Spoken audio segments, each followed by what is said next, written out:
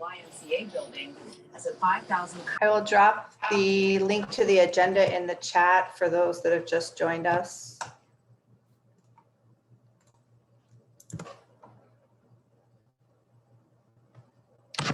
Mim and Denny, it is 4:03. We have a couple more people joining. You are welcome to kick it off whenever you think we're ready to go. What do you think, Denny?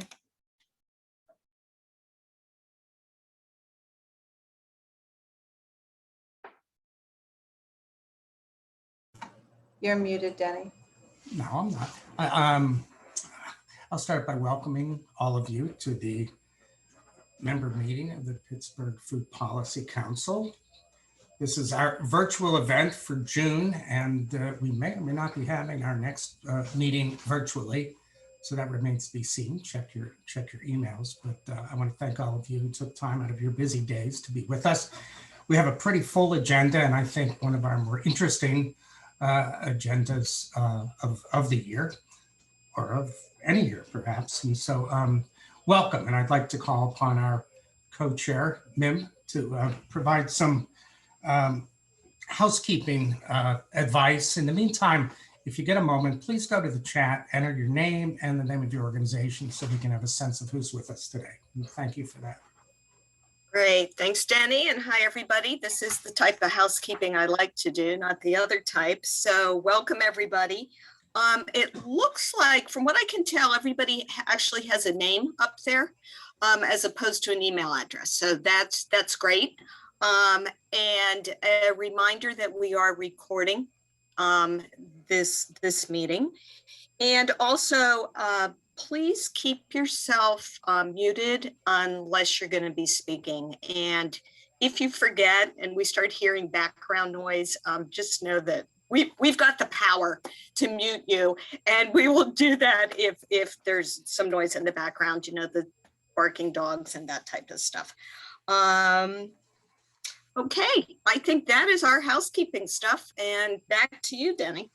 Yeah, one of the things that we typically did or traditionally did at the in-person meetings was to share what we call the community agreements. And all of you, I think, may have a link to that in your agenda. If not, I've been asked to briefly go through them. These are the ways we conduct these meetings, or at least attempt to. In the past, my shorthand way of describing these ground rules or these agreements was with Mr. Rogers' words of "be kind." But to dig in a little deeper, I'm going to enumerate them. The first of these is to be curious, open, and respectful. And this is the root of all the other agreements. So act with respect for each other. I didn't name this one, but it says one diva, one mic. Only one person speaks at a time, except for Mim and I stumbling over each other from time to time. Although surprisingly little as that goes on, which I give her credit for. So try to leave a few moments between speakers to give a chance for the words to be processed and the thought to be digest. Take space, make space. If you are one of these usually quiet people, challenge yourself to take more space. If you tend to talk a lot, challenge yourself to leave room for quieter voices. And with that, I'm going to leave the meeting. Number 4, assume good intentions. Try to assume that the people in the room are all speaking with good intentions, not meaning to cause any harm or misunderstanding. So this is basically take things the right way, because that's probably how they were intended. Number 5, no one knows everything. Together we know a lot. Each of us comes to these meetings with different levels of experience and expertise, although none of us know as much as Ellen Teller, but we'll get to that a little bit later in the meeting. We also believe, and this is true of this organization, it's why we're a collective impact organization, that everybody here has something to contribute. And we ask you to take the opportunity to do that at these meetings, but also in between meetings as well. We are going to try to stay focused on topics. If not, or if we find ourselves digressing, we will invoke number 6, which is to have a parking lot, which is where we can move items and topics and information that may not exactly fit an item on today's agenda. And then finally, we take care of ourselves. And this means that you should do whatever you need to be present and engaged in this conversation. So if you have to stand up, stand up. If you have to stretch, stretch. If you have to get a snack, make sure you bring enough for everybody. You can go get water if you get thirsty. If you have to go to the restroom, you don't have to raise your hand or tell us where you're headed to. Just, maybe click off your video and be on your way and come back when you can. So with that, if there are no questions on the community agreements, I certainly hope there aren't, we are going to move to Mim discussing once again our demographic survey. Take it away, Mim. Great, thanks again. So on the agenda, you see demographic survey. So let me just tell you what it is and what we'd like you to do. And Carlin, is it in the chat? Okay, so in our effort to be inclusive and to conduct ourselves with equity in mind, it is very important that we understand who we're reaching and who comes to our meeting as demographically for a baseline. So what we are doing is at a variety of different meetings, and this is the full meeting of the full member meeting of the Food Policy Council. We're asking you to click on the link that's in the chat. It's a demographic survey. It just has a few questions. And if you would please fill that out, we would really appreciate it. And again, it's because we're trying to figure out who we're reaching, because if we don't know that, we don't know if we are being inclusive. So that's all there is about that. And I think we're handing this over to Dawn.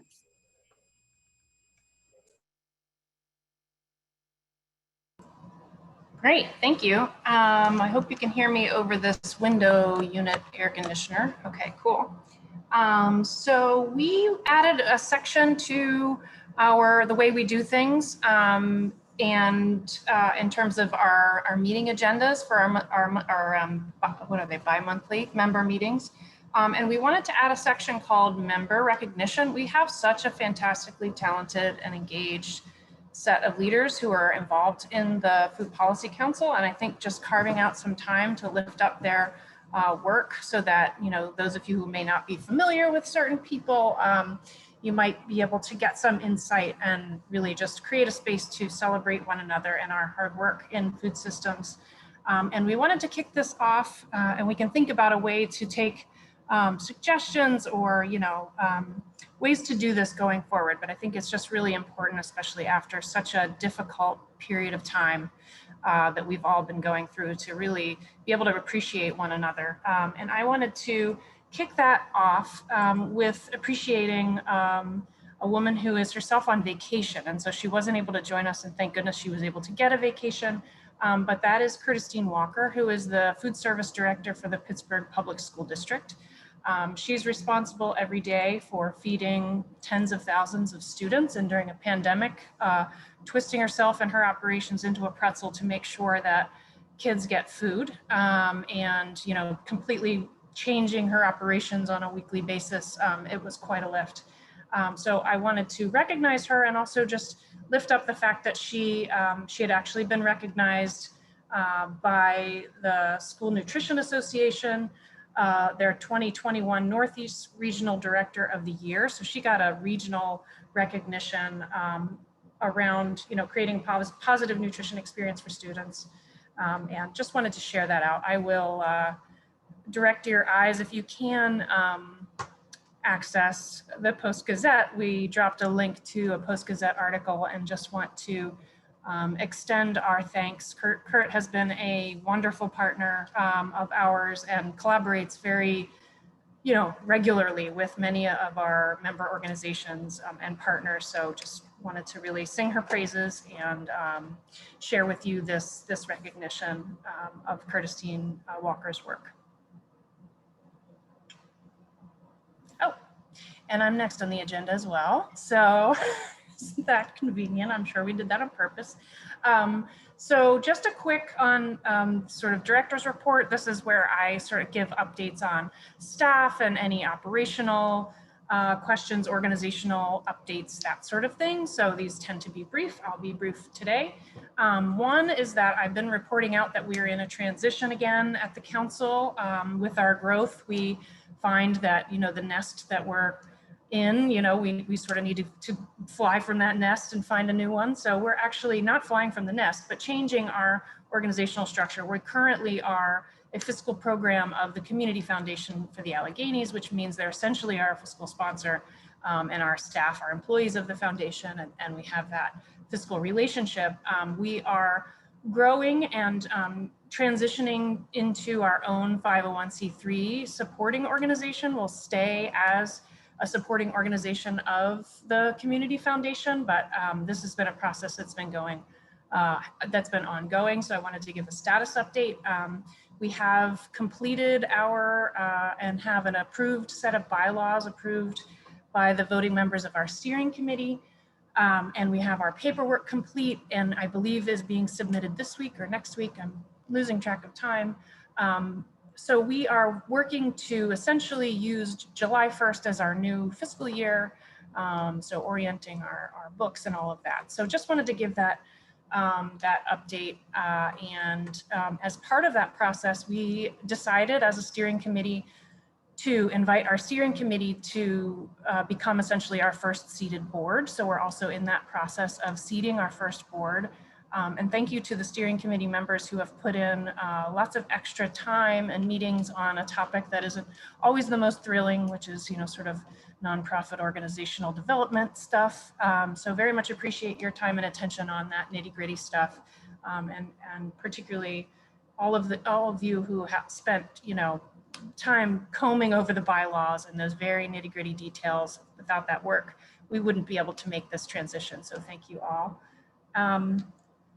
Let's see, what else did I want to share? One other quick update is just to Denny's comment about perhaps we'll be in person. We are in the process of thinking through our sort of transition back to the office. I have transitioned back to the office and I'm now trying to think about how to create safe procedures for our extended membership and partners who sit around various working group tables and teams, to how we can begin to host in-person meetings again, and be trying to be really aware also that hybrid is really important because we're able to get participation that is otherwise just really difficult for people to fit the travel into their day. So stay tuned around that, but I do anticipate late summer having more of an open set of meetings and things. And I would also anticipate our next member meeting, which is in August, would be an in-person gathering, but stay tuned for that. Actually, while I have you on the line here, maybe if you wouldn't mind, I'm curious just to take a quick read of the room if you think you might be interested in in-person meetings, if that's something that sounds appealing to you and you're vaccinated and you would like to do that, that sounds fun. I would love to see if you could go to the reactions thing on the bar at the bottom and give a thumbs up. If you think it's a terrible idea, you could do a crying face, I guess, but let's see, I'm seeing a couple thumbs. We also need to take it easy, transition. This is a transition. It's been a very difficult time, so no one should rush into anything. It looks like some folks are interested in person, so I will keep that in mind. Also keep in mind that hybrid is likely appealing. So that's a wrap for me. Thanks. Okay. Before we move on into our two deep dives, actually we have 3 deep dives, don't we? We're going to get very wet today. Anyhow, we ask that any questions to the presenters be put into the Q&A, and we will try to make sure that we get those to them for them to answer. If not during the meeting, hopefully that's how it will work. But if not, then afterwards. So please make use of the question and answer function, except I don't see it here. Do we have a question and answer function? I was just observing that, Denny. I don't see it either. Yeah. Kian, do you know if we have that option? Well, let me change let me change that instruction. Please do not use the question and answer function, which we don't have, and instead put it in the chat, and we will still try to stay on top of those questions as they come in. The format for our next 3 speakers is that they will, or actually, I guess 4 speakers, is that they will be given a certain amount of time for a presentation, followed by, in each case, 5 minutes for Q&A. And so let me turn this over to Mim to make the introductions for our first deep dive of the afternoon.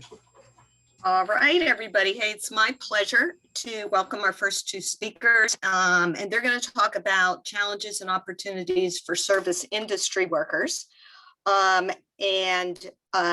You know, we've got, as many of you know, the service industry workers have been facing intense challenges throughout the pandemic, and our speakers will discuss the creative ways that their organizations have partnered to help meet the need and what they're doing now, including advocating for paid sick leave and helping workers organize to ensure more sustainable working conditions. So we have 2 speakers, Casey McGill, who's a co-director of Pittsburgh Restaurant Workers Aid, and Taylor Stesney, who's digital organizer of Restaurant Opportunities Center United. So welcome, Casey and Taylor.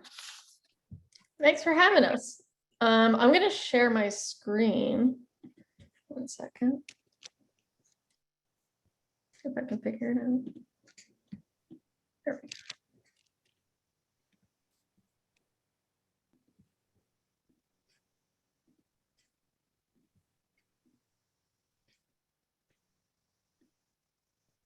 Sorry, technical difficulties. Okay, I think we're good. All right.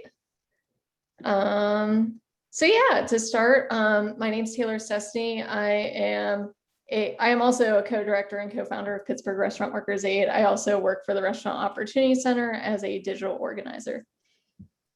And I'm Casey McGill. I am a co-director of Pittsburgh Restaurant Workers Aid and co-founder along with Taylor. I'm a previous restaurant worker and currently an unemployed restaurant worker. And similarly, I was also a bartender up until COVID. All right, so just a little background, Restaurant Opportunity Center United.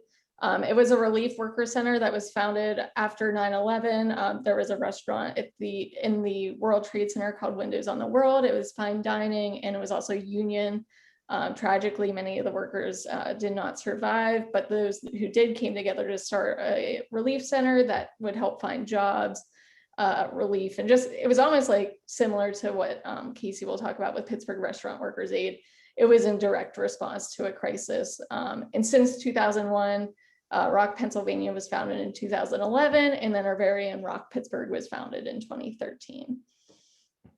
And then Pittsburgh Restaurant Workers Aid was founded on March 16th, 2020, the day that Governor Tom Wolf ordered the closing of indoor dining facilities. Me and Taylor Taylor and I have been friends for quite a while, both service industry folk, and the amount of there was not a lot of resources for restaurant industry folks, and immediately we saw a need to have some type of organization that was giving some form of direct aid, and we kind of just made this happen. And now look at us a year later, and we're still seeing a lot of the lasting effects that we'll go into a little bit deeper in the next couple minutes, but just lasting effects of the pandemic that we were initially told would only last 2 weeks. So going with that, obviously the pandemic, it led to a shutdown that has changed our industry probably, for the future, even if it's not directly related to COVID. A lot of the issues that we were sort of seeing before definitely erupted kind of to the top of things. In 2019, 12 million people were working in restaurants. I put some statistics about the breakdown of what that looks like, but restaurant workers are a large population, but we are also one of the least unionized sectors in the United States at 1.3%. So it's a very fragmented population. A lot of restaurants are either big or small. different, formats, fast casual, fine dining, different types of service, different rates of pay. So it's, it's a very diverse work sector. And for our own Pittsburgh region, prior to the pandemic, it was 88,000 restaurant workers. It did drop to, at least from December when the shutdown was at its worst, it was 57,000 restaurant workers. And then for an idea of where we are, in terms of labor, restaurant workers, it's $2.13 an hour if you're working front of house. If you're a tipped worker, $7.25 if you're back of house at the very least. And then in Pennsylvania, it's $2.83 an hour.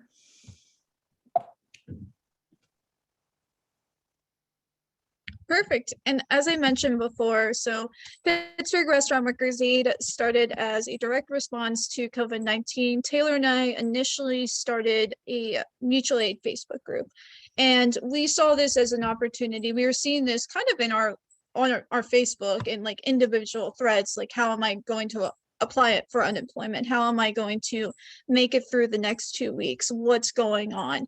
What type of benefits can I receive?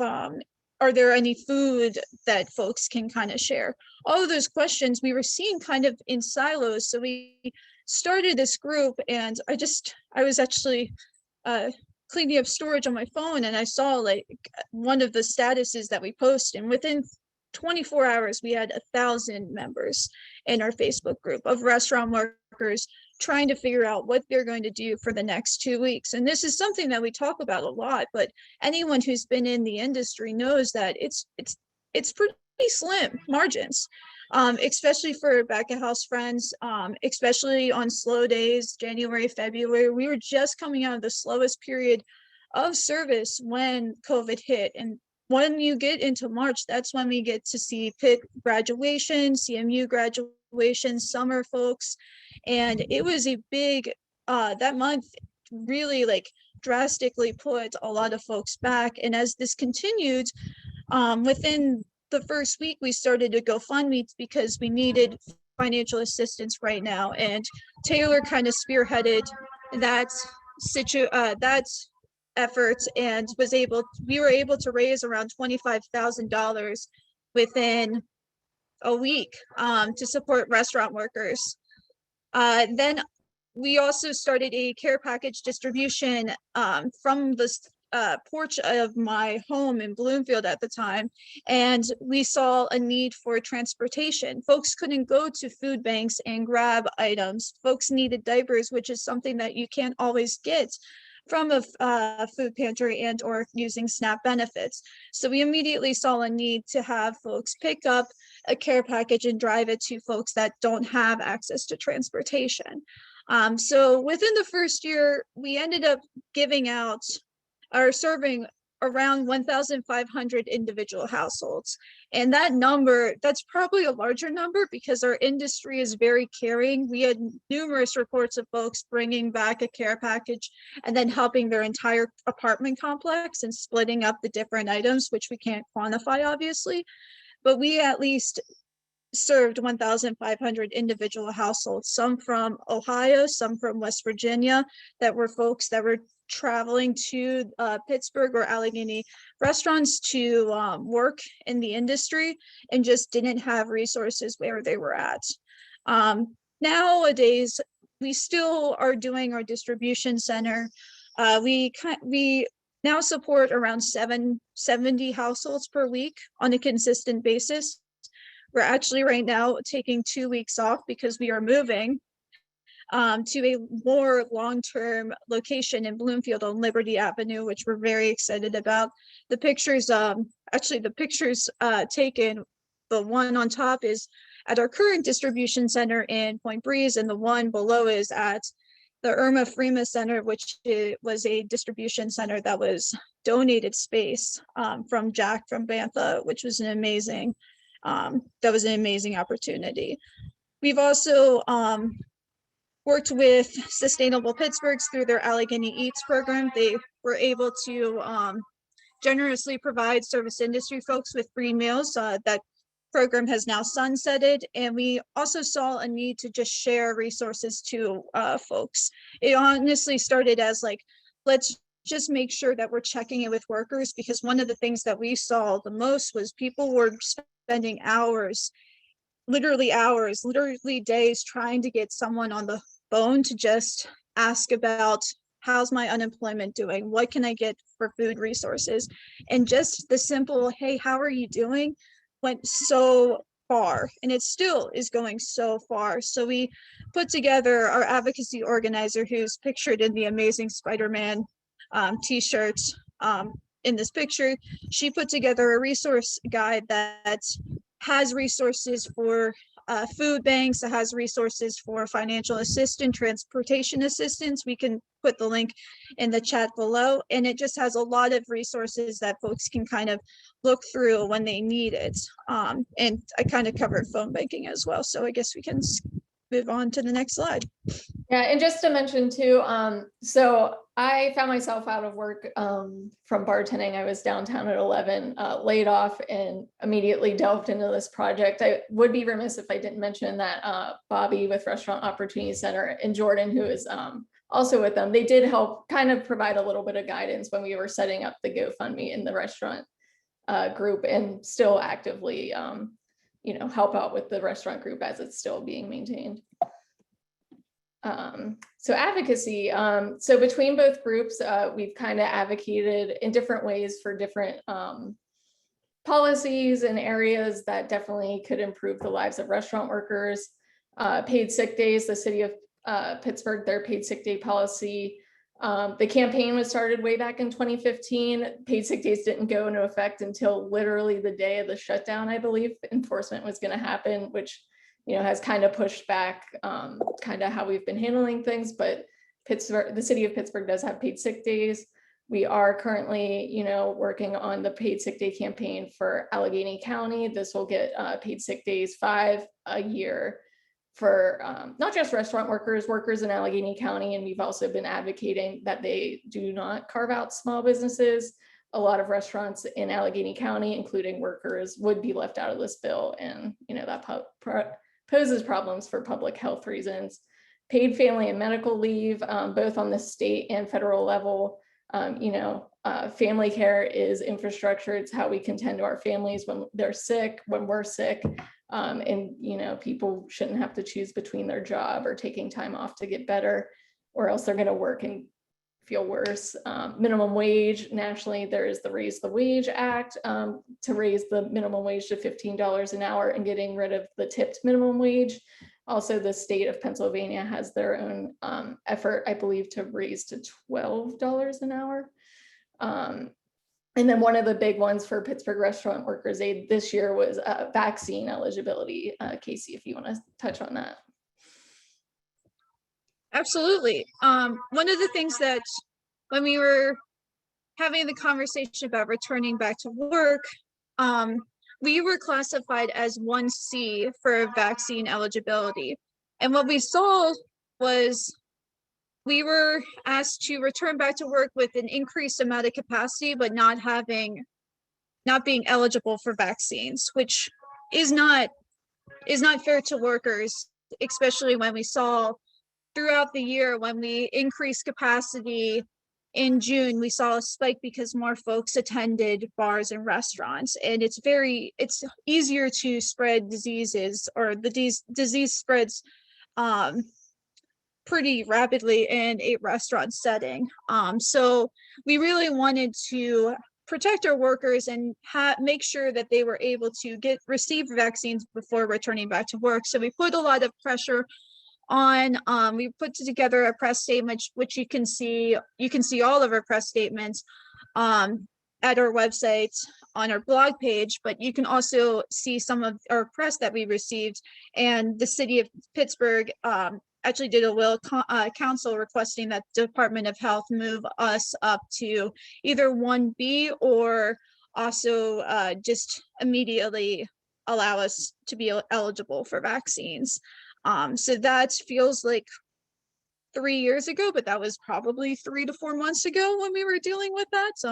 It's honestly a very different climate right now, which feels incredibly weird, but kind of jumping into the unemployment benefits, this has been unemployment has been one of the biggest issues for workers of any industry for the entire year, and it continues to be an issue. And Taylor has been fantastic working with Mon Valley Unemployed Committee to host webinars so we could help folks where they're at, which is provide information, provide Q&As, provide just a, honestly, just a ear to really like go into some of their problems that they're facing. Because again, for folks that haven't dealt with the unemployment system, a lot of folks were denied unemployment benefits. I am one of them.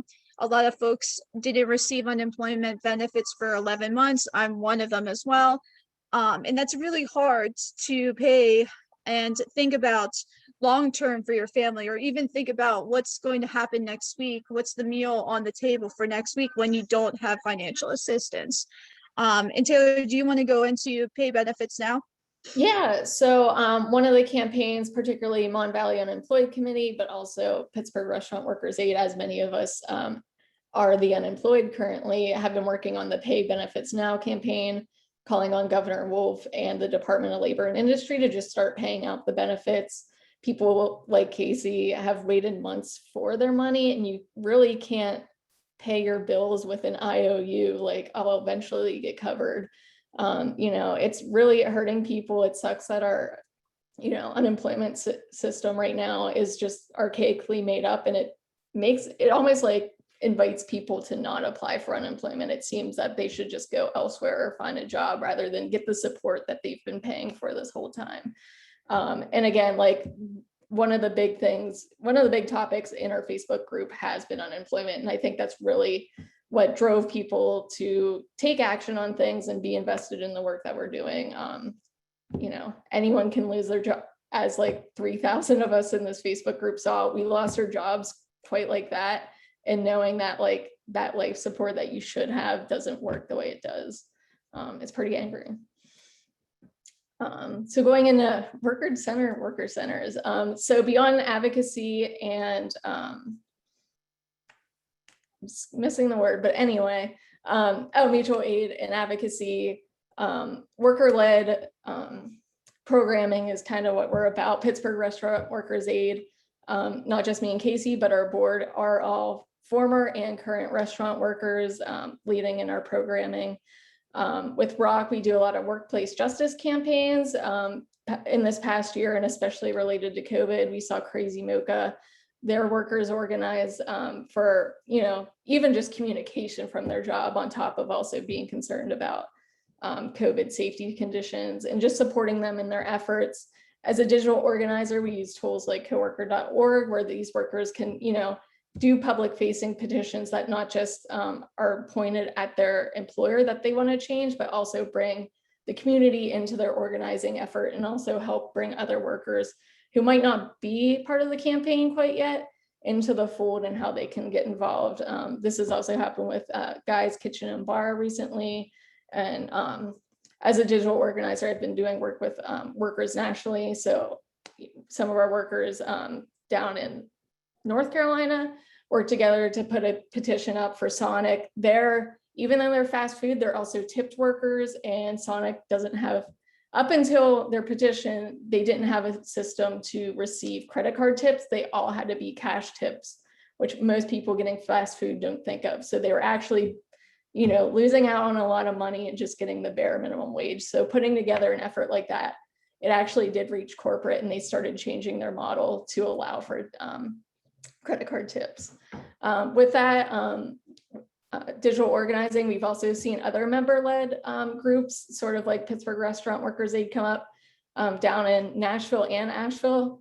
Kind of this organizing in the South initiative going on. We're seeing workers, they're seeing that they don't have these worker centers or restaurant worker related groups down there. So they're starting their own to provide support to their communities. And also connecting with the other groups that have popped up since COVID. The Democratic Socialists of America, they started their own kind of restaurant organizing project, and there's other ones that have been popping up. And being in communication, just kind of being a national network, working together and seeing like, what are the best way to solve these problems? We're, you know, creating a community of restaurant organizers, and that's pretty great. And then, you know, Casey, if you want to speak more to like other efforts as well. Yeah, absolutely. Yeah, and one of the things that, I mean, there's a lot of amazing efforts in mutual aid and also just in recognizing workers. Like we've worked with Pittsburgh United, and also just like Buffalo Mutual Aid just reached out to us, which is fantastic, and we love to see that.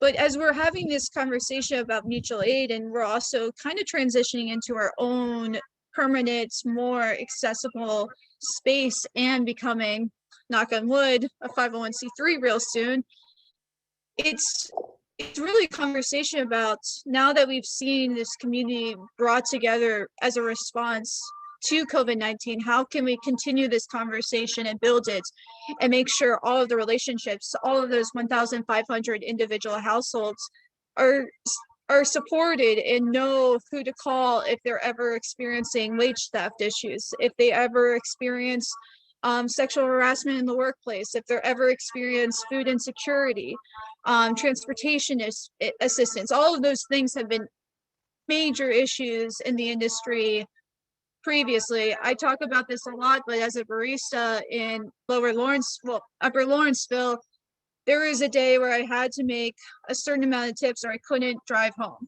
And that's like a real situation for a lot of folks that depend on tips. And we saw kind of that conversation really blow up as we opened up and were reliant on tips during the worst of the pandemic. And we saw empty restaurants, or we saw incredibly busy restaurants but understaffed workers walking out of the industry because of how they were treated. And as we continue looking forward, not backward, we need to make a stance and really have difficult conversations with our community stakeholders, our owners, and our workers to figure out how to navigate this industry that has been kind of on the brink of a I don't want to say kind of on the brink of a snap for a very long time. Yeah, I guess we can go to the next slide. Yeah, so I guess how can you help restaurant workers? And I know we're a little bit over time, but these are a couple different ways that we are requesting help. As we're moving into, again, the long term, we're asking and we're requesting community input from community stakeholders, nonprofits, folks that we've worked with previously, and we're going to host a virtual roundtable just to discuss and listen to suggestions from the community, and talk about ways that we could work together to support restaurant workers, because we are Pittsburgh Restaurant Workers Aid. We want to see, I love the industry. Taylor and I talk about this all the time. I would love to bartend at any moment. But right now, there's so many things that are going on in the industry that we need to start having conversations about. Luckily, we're moving to Bloomfield. We're really excited. But if you're able and you know any folks that are able to make a tax deductible donation, thanks to our fiscal sponsor, New Sun Rising, there's a link right here. And then if you know a restaurant worker or are a restaurant worker yourself, we have a survey, something that we always make sure to say. We advocate for restaurant workers, but the best thing that you can do as a restaurant owner is listen to your restaurant workers. We're not your restaurant workers. And that's a huge separation. And that's also a reminder that we need to be prevalent in the community before making just assumptions on how things should be. And if you're interested in volunteering, we kind of went through this real quick, but there's a lot of restaurant families struggling out there, and we always need volunteers. It's very fun. You take a care package from now soon the Bloomfield location, and you can travel up to South Hills. There's folks that we deliver to in Butler County, and it's really helping a restaurant family just be able to not think about potentially food for the table, but maybe a medical bill. So I'll stop there and open for questions and answers. Thank you, Taylor. Yeah. Let's do the. Great. Well, thank you so much for your presentation. I'm looking to see. I'm not seeing any questions in the chat. So why don't people can still think about questions, right? And we'll go on to our next deep dive, but if you come up with a question for these two a little bit later, we can certainly entertain that. So Okay. Well, pass it back to Denny. yeah, thank you both. And our next deep dive is going to be on the topic of child nutrition reauthorization. Those of you who have worked in anti-hunger advocacy at the federal level know that there's sort of the two biggies in the life of people that worked on there have to do with the Farm Bill and child nutrition reauthorization, both of which are, I'm going to say, supposed to be on 5-year cycles. I trust our speaker will touch on the fact that this one is somehow on a 10-year cycle.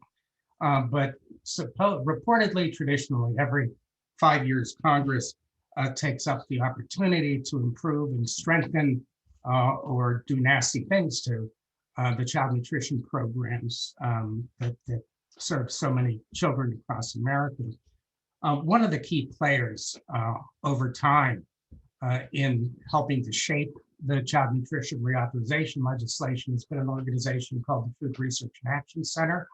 When I started working at our food bank in advocacy, 17 years ago, it was one of the first acronyms I learned. I've since learned about 150 between organizations and programs.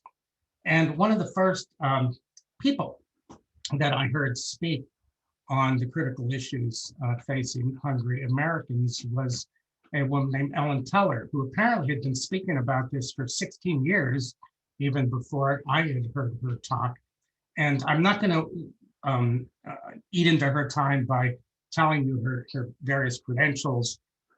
She's all over Google, so you can look that up. I will highlight the fact, however, that she really is one of the best connected people in Washington and one of the most knowledgeable people that I've encountered in my work with regard to federal issues dealing with child nutrition and really the whole realm of anti-poverty work. And the other thing is that I consider Ellen an honorary Pittsburgher, having spent much time here, especially in recent years, as her daughter Allison completed her studies at the University of Pittsburgh. So I really do appreciate this opportunity to welcome her to Pittsburgh and to say how nice it is for about probably the 10th time since the pandemic began to see your kitchen. So take it away, Ellen.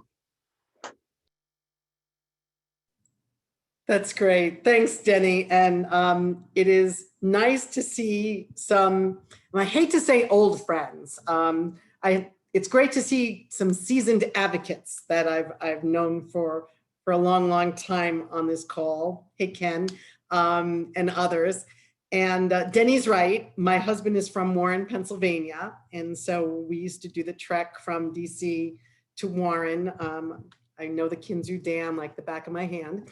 And he is a graduate of Carnegie Mellon, and I know Carnegie Mellon's on the call, and Allie went to Pitt. My father-in-law went to Pitt, so we have a long history of ties to Pittsburgh.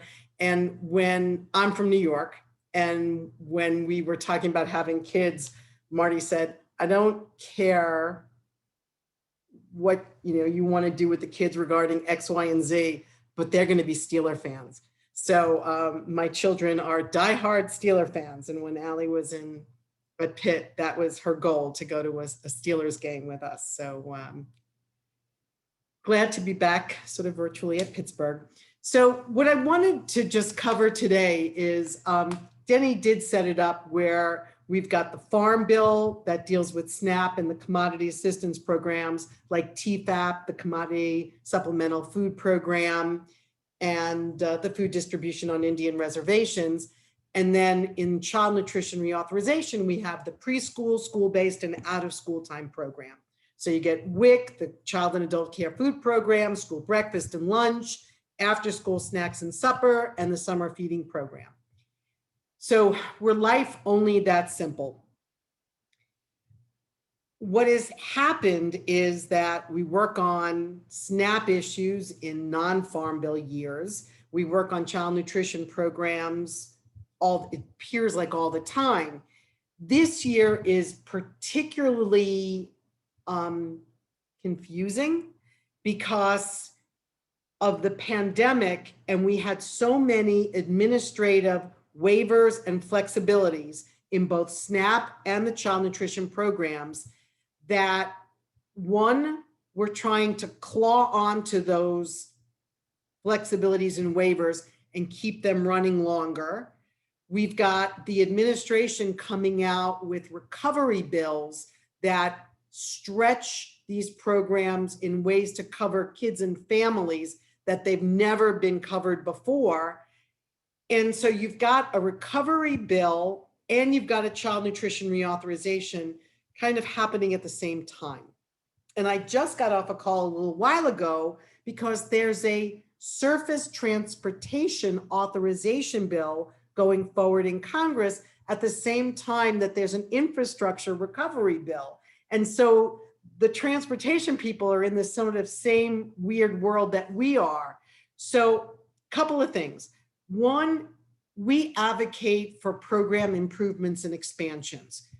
Which piece of legislation they land on will be determined by congressional leadership. So I always say to people, it's like the song from Frozen, let it go. Like, don't worry which bill you're advocating for and where it may land. Just advocate for your program priorities. So if you go on the FRAC website, we have our child nutrition reauthorization priorities. And the big one that we're working on right now is universal meals for all kids. And years ago, people would have thought you were completely out of touch with reality if you would be advocating for that. But literally, that's what schools are operating under right now. They're serving all the kids free of charge. And what we're finding is that more kids are participating in the program. Stigma in the program has gone way down. It's the great equalizer. All the kids, whether they're eating breakfast in the classroom or in the cafeteria or eating lunch in the cafeteria or wherever they are, all the kids are getting fed free of charge. There's no forms, there's no PIN codes to pop in there, and more kids are participating. And what we're also finding is that the school food service people have more time to devote to actually what's on the plate as opposed to running after forms. It does get complicated because schools rely on that free and reduced price meal data for other things. So we need to get smarter on how we collect that. So I will tell you that the conventional wisdom is that there will be some kind of an agreement with the Democrats, the Republicans, and the administration on an infrastructure bill that will deal with roads and broadband and all that kind of stuff. And that there has to be some kind of an agreement to let a human infrastructure bill go through. And that's the American Families Plan. And we like that bill a lot because it's larger than anything we would ever get in a reauthorization. Usually in a reauthorization, we're talking about hundreds of millions of dollars. The president has put out a $45 billion nutrition plan in his American Recovery Plan. We've been trying to get summer EBT for years. During the pandemic, we got PEBT in all states. And what we're saying is the big holdup to getting summer EBT was that the states didn't have the systems and the infrastructure in place to give families an EBT card unless you were on SNAP. And there are a lot of kids who are in households that are low income that are not on SNAP. So now we finally have families that have the EBT cards, and we're saying whenever schools are shuttered, during winter break, during summer, during natural disasters, during snow day, whatever, you could reload resources on the EBT card and let the families go out and get food. So the administration has a permanent summer EBT program in their American Family Plan. We're pushing, and there's a bill in Congress by Senator Patty Murray to do that whenever schools are closed for 5 days or more.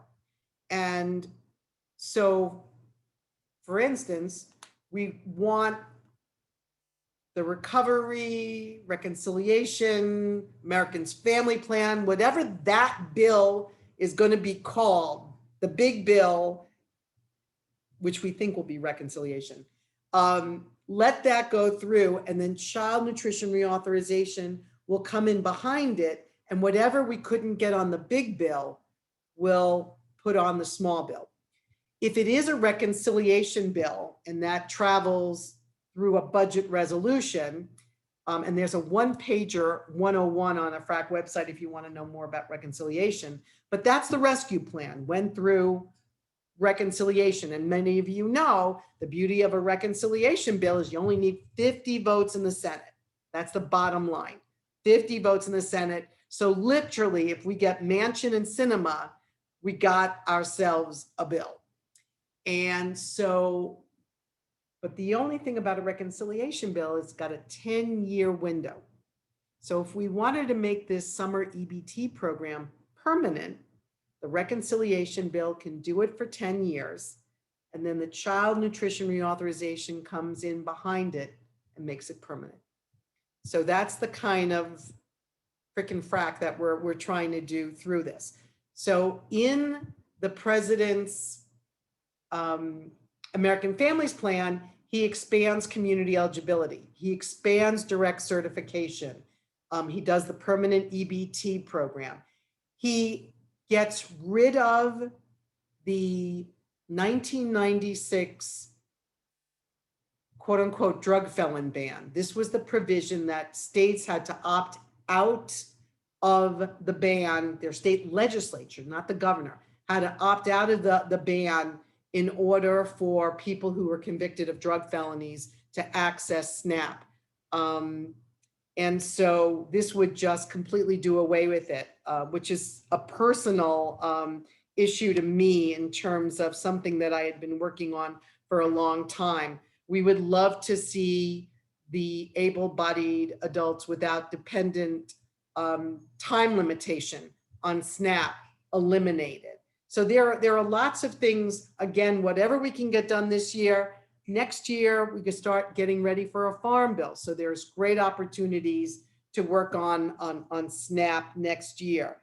So the bottom line, what I wanted to leave you with is that, again, there are priorities for WIC. We want to see WIC to age 6. We want to see more remote access to WIC. My hope is that if the infrastructure bill goes first, we can invest a lot more in broadband, because if you have remote access to WIC, but you live in an area with no broadband and no internet, remote access is just a tease. You just can't do it. So we're hoping that with more broadband and with more remote access, we can sort of click people together with programs better. We also, so that's, you know, part of the WIC priorities. WIC caseloads have been plummeting. A lot of that, I think, is due to the chilling effect of the public charge rule. So if you were someone in a mixed status household, you were very nervous to go on WIC or SNAP because you were afraid that it may affect your ability towards citizenship. So that's another thing that we're trying to rectify. The other preschool program that we're working on is the Child and Adult Care Food Program. As kids are in childcare for longer periods of time, we want to make sure that they get an extra snack or meal. And this is Bob Casey's bill. He introduced it in the last Congress. We're really pushing it out hard in this Congress. If the administration has a huge childcare agenda, then this program needs to follow that. We're going to expand childcare. We got to expand the nutrition that the kids get while they're in care. Universal breakfast and lunch is definitely a priority, but if we can't get to the full goal line, we want to make sure that we open up access to the next tranche of low-income kids and get them into that free meal category. Because the way it was before, many kids who were in the reduced price meal category, those were the families that were getting lunch shamed. They were the ones where the kids were getting dollar signs stamped on their wrists because their families, were in arrears of the 40 cents for the reduced price lunch and 30 cents for the reduced price breakfast. So by bringing those kids into the free meal program, we can hopefully wipe out a lot of those just horrifically punitive practices that got the kids in the middle of the fight between the school food service folks and parents. Summer feeding is going to get a lot of attention in either the big bill or the child nutrition reauthorization bill. We want to see more support for summer sites. There's a lot of interest in eliminating the wall for program operators who are running after school programs during the school year. Then on June 17th, they stop running the after school meal program. And on June 18th, they have to start running the summer food program.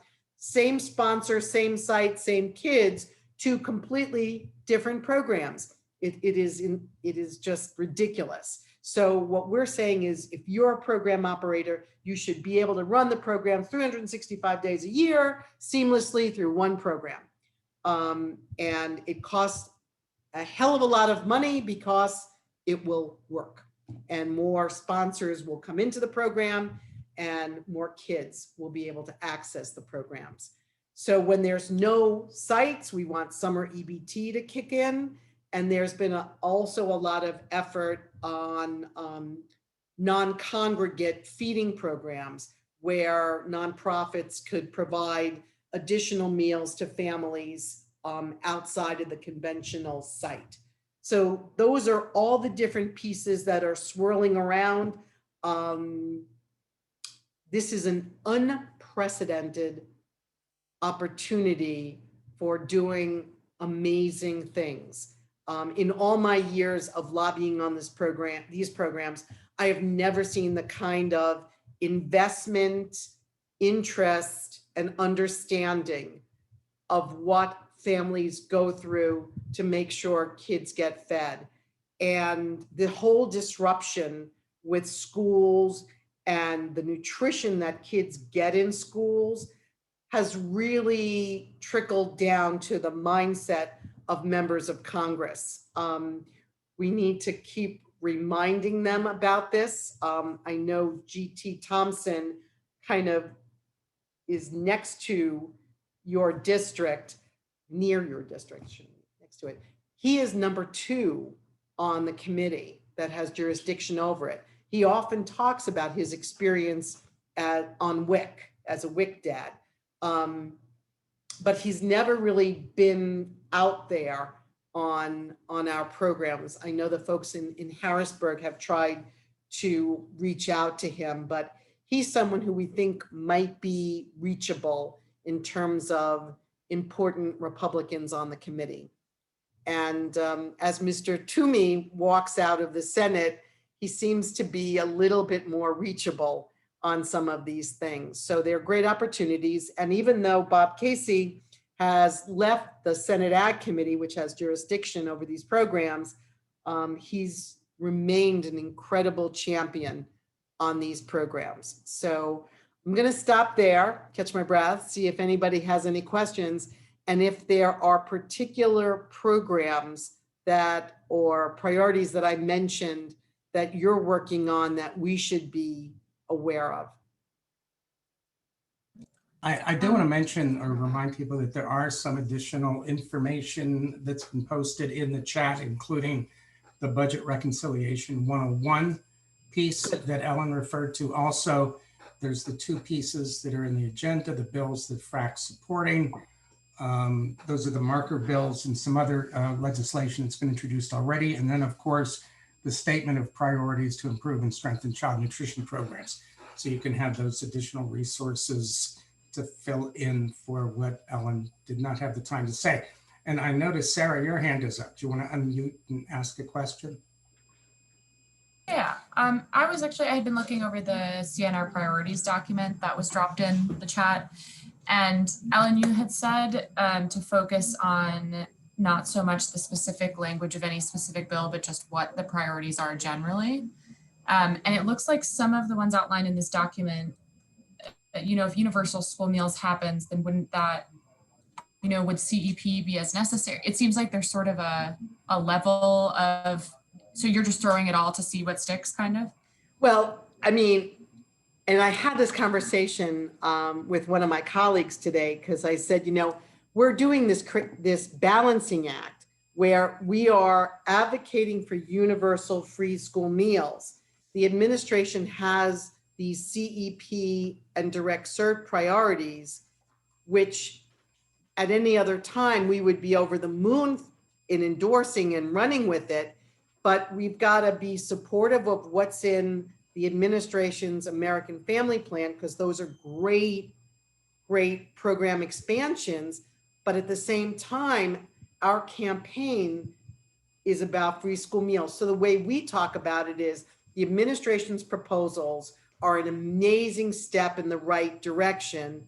However, our ultimate goal is universal meals for all. And that's kind of how we do that dance.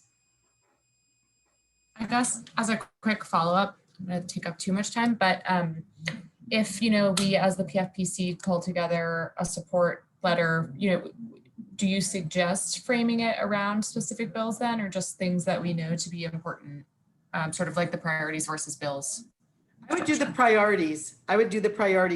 And there's not, and if you were, for instance, if you were to say we wanted to do a letter supporting free meals for all, we would send you a bunch of sample letters that other states have done. California is on the cusp of signing into law a universal free school meal bill for the state of California, as is the state of Maine. So states are doing it. Advocates are rallying around it. The cost federally is somewhere around $80 billion over 10 years for breakfast and lunch only, not like summer and all the other programs. So it's an incredibly hefty price tag. But if we get some of these program improvements and expansions over the course of some years, we would be able to achieve it. Okay. And there was another question, which is, are people talking about food systems infrastructure in connection with any of these efforts that you've mentioned? Yeah, I would expect that part of child nutrition reauthorization, and especially when we start doing Farm Bill prep next year, there'll be a lot of conversation about it. In the child nutrition sphere, I know that there's been a lot of talk about regional hubs and sustainability and procurement and contracting locally. So I think there's an incredible opportunity. If you go to the House Education and Labor Committee website, Chef Tom Colicchio testified on child nutrition reauthorization, and he went into a lot of detail on the food system piece and local accessibility and all of that. So I think that we're going to be seeing more and more about that. I work with the folks from the National Sustainable Ag Coalition and the food chain workers and others, and this is something that comes up a lot. But again, expect to see a lot of this as we go into Farm Bill negotiations next year. Great. Well, I don't see any other questions in the chat. Ellen, thank you. It was So Denny, can I just say one last? absolutely. And Ken, I know that this would be of particular interest to you. And that is right now, we are working with the Congress to make sure that there are funds available for the remainder of this fiscal year to be able to absorb the adjustment to the Thrifty Food Plan, which is the basis for the SNAP allotment. USDA has been instructed to adjust the Thrifty Food Plan so that the basis for everyone's SNAP allotment is increased. Right now, we've got the emergency allotments going on, and we got the 15% benefit boost. We have potentially 2 benefit cliffs in SNAP. If USDA, which has been instructed by Congress, readjusts the Thrifty Food Plan and gives it like a 20% benefit boost that begins October 1st, then there will be no benefit cliff for where people are on right now for the 15% benefit boost. Emergency allotments, different story. But at least we would be able to cushion the blow that way. But because SNAP is not a pure entitlement program like Medicare or Social Security, there's no directed trust fund that feeds it. We are an entitlement that is subject to appropriations. So we've got to tinker with the way that this program is structured to make sure the funding continues to flow to make sure everyone gets the benefit bump. So that's the next thing that, even though we're not in a farm bill year, we are very much attuned to what SNAP households are going through right now. And as we know, over 80% of SNAP benefits are targeted to children, the elderly, and the disabled. So this is the largest of the child nutrition programs. So just make sure people were aware that things were happening with SNAP. I was going to have you sign off too soon because there's another question, Ellen, that I hope you can answer. And I think you did touch upon this earlier. But if you were betting as to when child nutrition reauthorization proper, that is to say they get down to rug cutting time and come up with, the new bill, when do you see that happening? I see this summer and fall being infrastructure and a recovery reconciliation bill. And I see a child nutrition bill passing the first quarter of next year. All right. We're writing it now. I mean, we're getting scores. We all know what provisions. It's a matter of plugging in all the different provisions and seeing if the dollars add up to the pot that we have in child nutrition. We could write this sucker in a couple of weeks if we wanted to, but nothing in Congress happens that fast. So I would say beginning of next year, we could get. But we're at least we're not fighting the block granting of school meals, which is, I think, a good.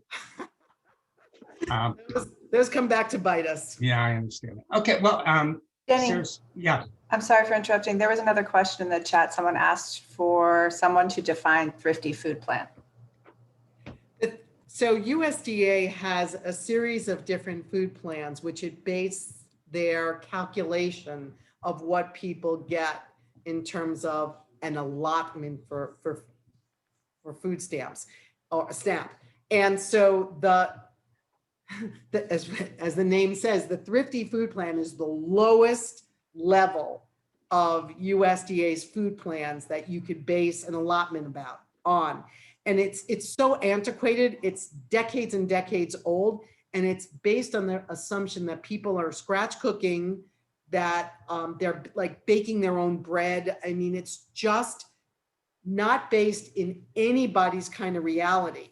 And so what we wanted was USDA to revisit that market basket, what in reality the average SNAP household would need in today's marketplace. And that we would love to see it bumped up to what is the low cost food plan. And that is Alma Adams' bill, which is one of the bills we're watching. But what USDA was directed to do was to quote unquote readjust their calculations for Thrifty. So what they'll do is they'll base it on the reality of today and put that in there. So hopefully we will see somewhere between a 15 and 20% across the board bump up in SNAP allotments, which will allow people to buy a much healthier diet. I mean, I did the SNAP challenge for a week, and whole grains, fruits, vegetables, protein dense product was pretty much out of my price range. And although some members would say, well, it was meant to be a supplement, it wasn't meant to be your total food budget. Well, that's not based in reality. We know that our clients spend most of their income on rent, and very little is left at the end of the day for food. So the reality is people are basing their entire food budget on their SNAP allotment. Okay, and Ken was helpful enough to put the USDA sort of official discussion of the 4 different plans in the chat, so you can access that there. Mim, I think you have a question. Actually, I just wanted to kind of reinforce what Ellen said about the lack of healthfulness that's available to SNAP users. There's a lot of studies that show that if you're relying on the Thrifty Food Plan, you cannot meet the USDA's own dietary guidance. So you've got the USDA who's in charge of SNAP and the Thrifty Food Plan, and the USDA that's saying, hey, Americans, this is what you should eat. And the Thrifty Food Plan absolutely does not cover the cost of those foods. Can I also tell you, Mim, my other pet peeve, and that is you cannot buy a hot prepared meal with SNAP dollars. Right. So the rotisserie chicken for $4.99 at the back of the grocery store, you cannot purchase. But if they put it in the refrigerator, you could buy it the next day cold. What is the philosophy behind that? Well, on that happy note, Ellen, do you have any parting words for the group? Really do appreciate your help today. My husband just walked in the door, so I have to say, go Steelers. Okay, thank you very much. Get them, I guess, go Panthers, kill them Panthers, and the Tartans is Carnegie Mellon, Marty? It's the Tartans. Tartans. Yeah, like I'm talking with the Pittsburgh Food Council folks. is he wearing his kilt today? He said Yin's going downtown. No. How about those Steelers? Our daughter was just in Pittsburgh last weekend. I know. That's They don't right. need to know. Nice to see you again. Thanks for Care. stopping Thank by. you for inviting Okay. me anytime. All right. Bye-bye. We'll see you, Ellen. Thank you. Okay, next up for our final deep dive of the afternoon is our very own Sam Applefield, who will be talking about ARP funding, one of everyone's favorite, second or third favorite topic. Right. Go Sam. Thank you, Denny. So yeah, I guess we're going from the federal level, zooming all the way down to local here. I'm gonna share my screen with a PowerPoint that might look somewhat familiar. Actually, I just lost you all when I did that. Give me 1 second here. All right, back.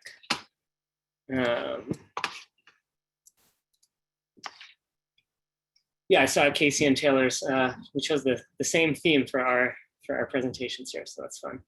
All right, so the American Rescue Plan and the Pittsburgh Food Policy Council are going to do just a brief overview of what the ARP is, kind of what's happening, what we know it's happening with other food policy councils across the country, and then what's happening here locally.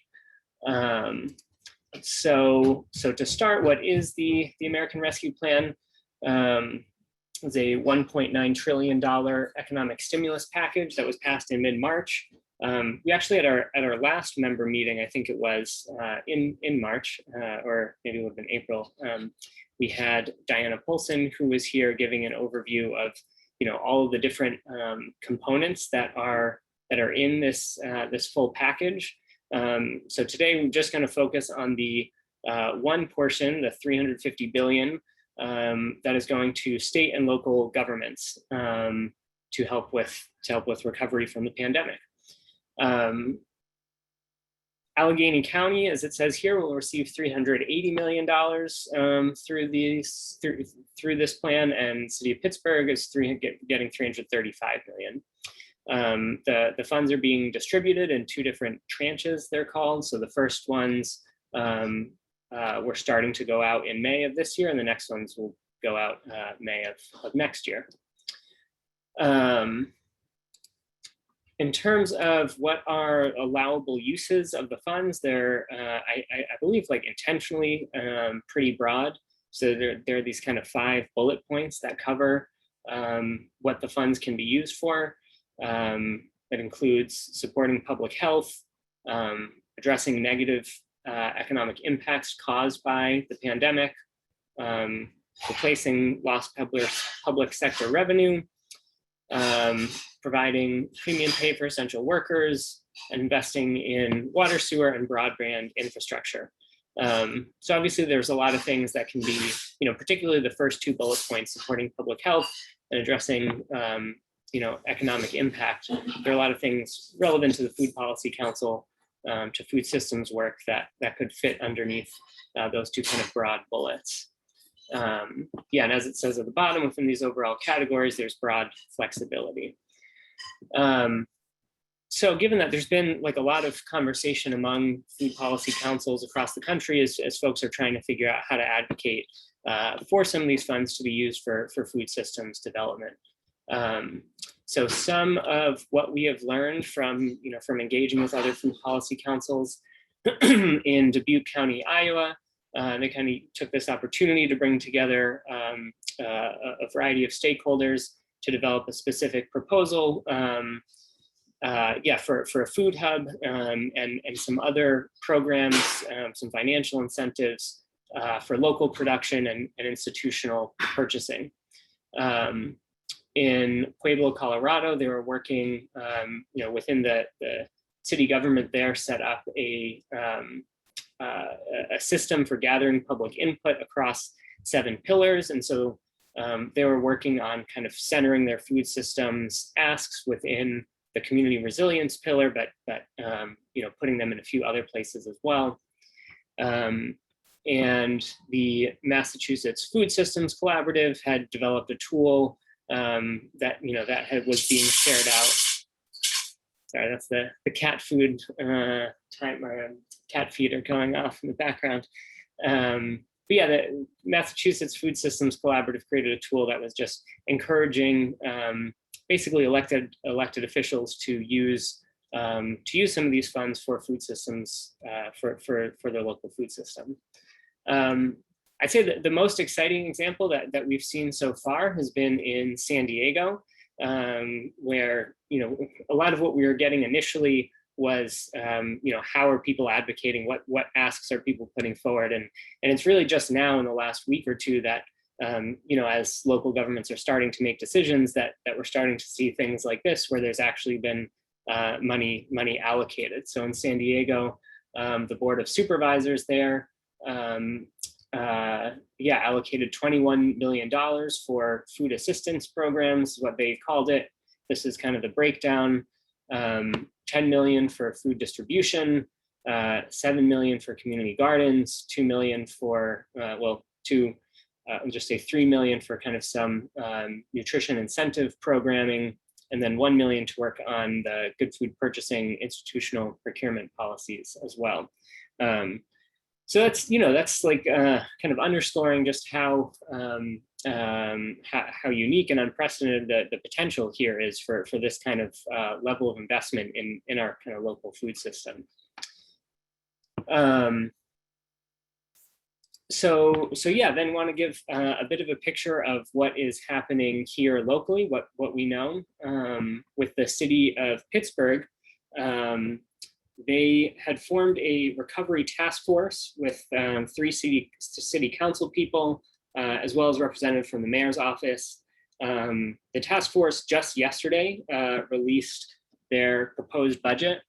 And today at the city council meeting, shared that, or City Council decided there will be a public hearing most likely next week, a public hearing and a post-agenda session. So those, I believe, are still waiting on those to be scheduled, but will likely be next week. In the kind of proposed budget that was shared, the city utilized the P4 framework. So it's people, planet, place, I forgot a comma there, and performance. This slide is just showing for each category the amounts, and then a few of the things, within each of these categories, there's probably a dozen sub bullet points. I just pulled out a few of the ones that were, again, kind of like most relevant to food systems work. So within people, there's a $2.5 million fund to guarantee a basic income pilot program, as well as $6 million to expand the city of Pittsburgh's lot maintenance program through a workforce development initiative. Yeah, I guess I don't need to read through them. They're here, so you all can see them, and I'll send a link shortly that has the full list of all of these, so folks can take a look. I think it's worth noting at the bottom the performance one, that the biggest ticket item overall in the budget is $112 million to avoid potential layoffs from the original city budget. So that's I'd say overall kind of a takeaway is that food systems work really isn't here in the proposed proposed allocations. So that's something we'll be talking about in just a minute, is what kind of advocacy asks we can we can put together and lead to direct more of this investment into food systems. Just to say before we go there, just to say quickly, at Allegheny County, there's been a lot less coverage on kind of what's happening at the county, what their process looks like.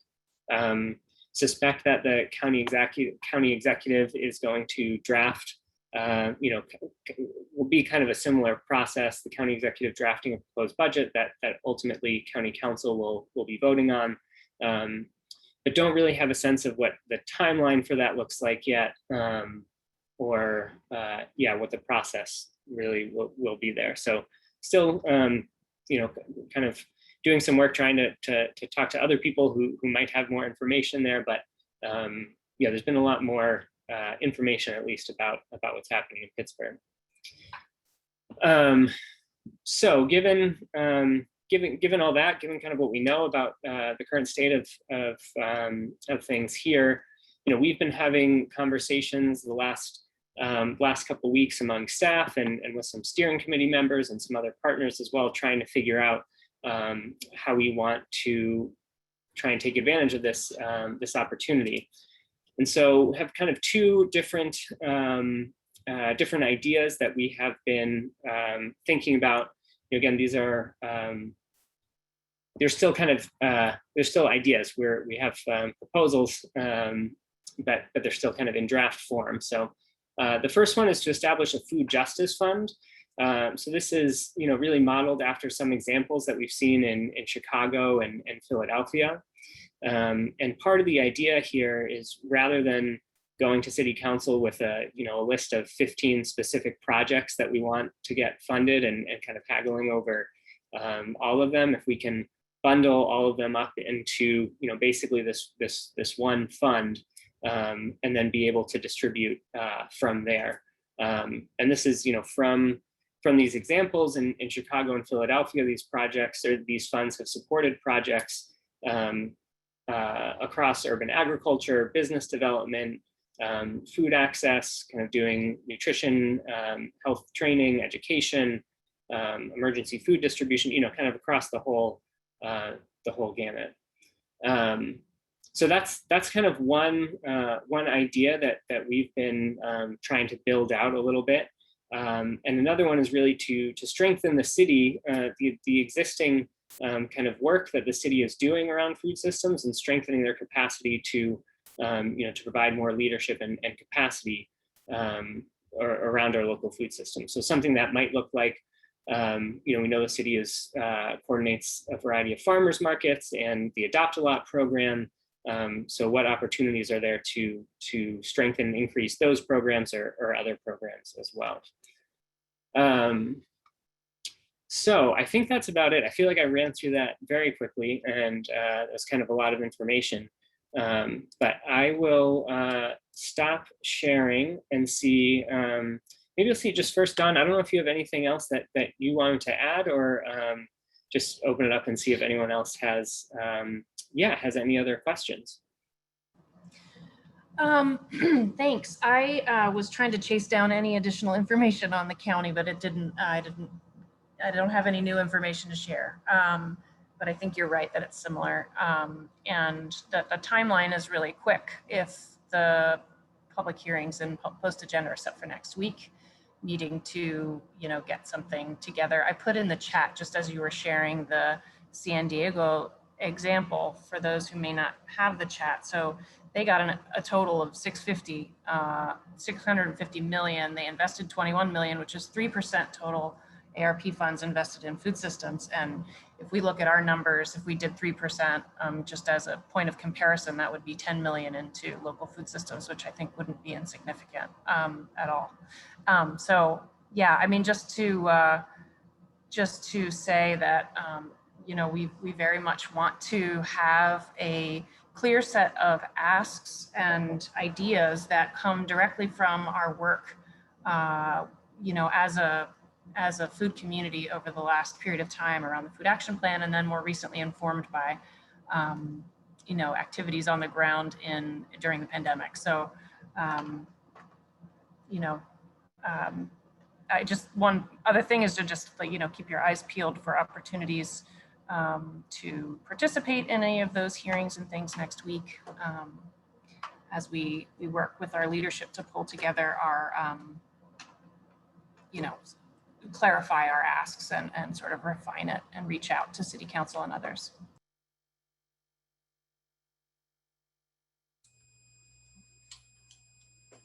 Okay, are there any other questions? Sarah I want- asked. Go ahead. I'm sorry. Sarah asked a question in the chat, which is there any more information about the upcoming public process? I get the drift I get is that what Sam shared is what we know, but maybe someone else here knows more. I can jump in very quickly. I'm with District 7 with Councilwoman Gross, and working on urban ag policy there. And she actually might be joining, but I will go ahead and just tell you that it would be a minimum of 10 days for either of those two. And as soon as we know both the post agenda and the public hearing, I'll certainly let this group know. But as of right now, we don't have a date set, but we definitely want to encourage a lot of public opinion and public input on this. And I think not even just now, but going forward for the coming years as well. So I'm happy to be here and listen, and really want to see what this group comes up with. Yeah, thank you. Thanks for being with us this evening. Yeah, Appreciate absolutely. it. Yeah. I just wanted to say this is good. I'm glad everybody's coming together to talk about this. I know, Sam, you said it in kind of like a two-part series, basically, where we have what I guess we would be advocating for and a fund. And I really love that idea. And I can tell you now that will go over very, very well with a lot of people. But also the city part is the second piece, where we have some support for some of the things that already exist that we have some information already about. But I think that they both should exist together, right? We should have both. If it gets a little loud, guys, I'm gonna step back in. I got in a couple minutes. But the biggest thing is, I think that having us bolster the relationship, especially with a new administration coming in, right? And this administration making sure, the thing that I do want to say is we should be making sure that there should be a person in the city or staffing in the city and some of the programming that we bolster up.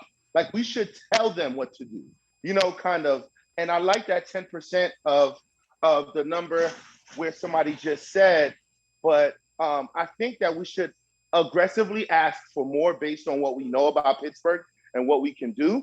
So even if we raise it to like, hey, we're gonna ask for 15%, I think that part, and even if we get 10%, that's fine, but using that as a strategy, like, but yes, we should almost develop, I think, me and someone was talking about, there was a food ambassador or someone or a group of people in another city that actually literally was the food aggregate, the person that dealt with food. Not, and obviously we have Shelly or the food, but they don't have a lot of support from what I know. And Shelly, you can speak to this. But also that way, we all are literally pushing, and we have someone in the city that literally is actively looking for ways for us to deploy funds.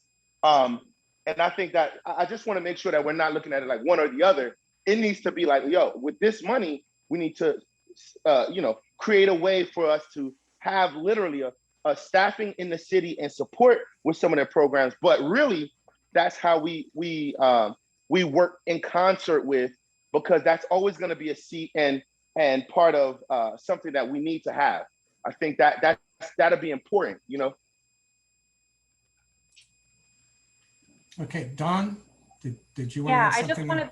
I just wanted to build on what Claudia was saying, because that's how I've been trying to think about it, is like, how do we encourage the use of these funds for two things. One is to invest in systems that can continue to produce the things we need. You know what I mean? The systems that function well, the connections and infrastructure we need for our local food system to thrive. So it's like those systems investments.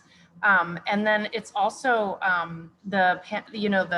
these funds are intended for people who have been hurt the most by the pandemic. So when I go through the line by line of the proposal, I really want to see that these aren't just like old projects sitting on a shelf, but these are really, and I think that that's, some of the intention of the mayor was with the P4 framework, is that like, these are priority projects and priority communities that have been long waiting for investment and that kind of thing. But so trying to balance that, but to your point, Claudia, I think that my feeling is that investing in city capacity is part of that system's infrastructure we need for our system to hum. We need strong partners on all sides of our system. If any one of us is weak, if our universities are weak or our grassroots partners are weak, or, then our system is weakened. So I think that's sort of, when I think about it anyway, it is a package.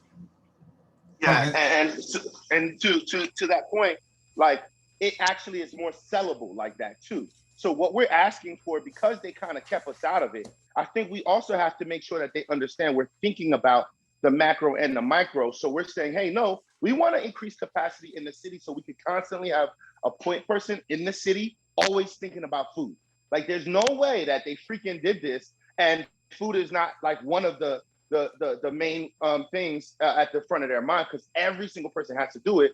And thinking about it like that, now it kind of challenges them, like, oh shit, we definitely dropped the ball with that. You know what I mean? But making sure that the money gets allocated, like you said, to projects, new and old, that are working, not just somebody that had a plan 10 years ago. You know what I mean?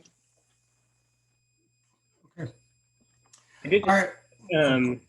Sorry, did you see that Councilwoman Gross joined the call? Thanks so much for joining us. I don't know if you had any any thoughts or comments you wanted to share. First of all, I'm so sorry about the lights. When the afternoon light like hits my windows, I'm fine in the morning when I'm at council, but like, you won't be able to see me. I'm trying with my lights here.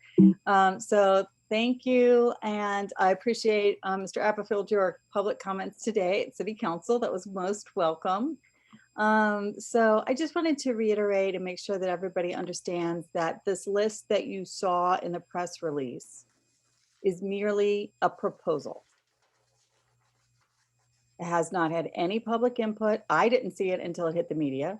So our legislative process is that the administration sends over, a new paper, or a city council person puts a new paper on the table on a Tuesday. Today was a Tuesday. This was a new paper.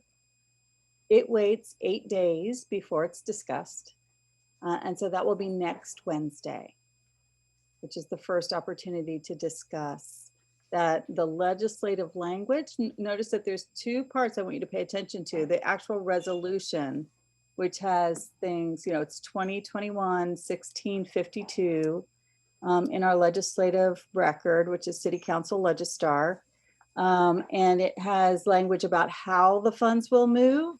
So section 1 is that it's this Recovery Task Force Exhibit A, that attachment with the spreadsheet is hereby approved and appropriated is the first section. That language can change. That you know, Office of Management and Budget will recalculate each year what lost revenue is, and to amend like what dollar amounts go into the operating budgets and things. The language of the legislation can change. So whereas other cities are only appropriating maybe a third of their funds in their first, you know, this summer, and then waiting till like a year from now, when we get the second half of our federal funds, to even think about what is needed moving forward. So we don't need to do appropriation for the whole 355 million. That's the first thing, right? And then that spreadsheet also, it's out on the council table. We could delete it. We could change every row. If that is the power of your legislative body, right? If we get 5 votes, the mayor could veto it. If we get 6 votes, the mayor can't even veto it. So that is the process that we all now should engage in together, right? Now, I think most people in the public agree that there's real need out there on the street right now, and we should not do nothing, right? And so we should put some dollars out there for housing. I think we should put some dollars out there for food and food scarcity.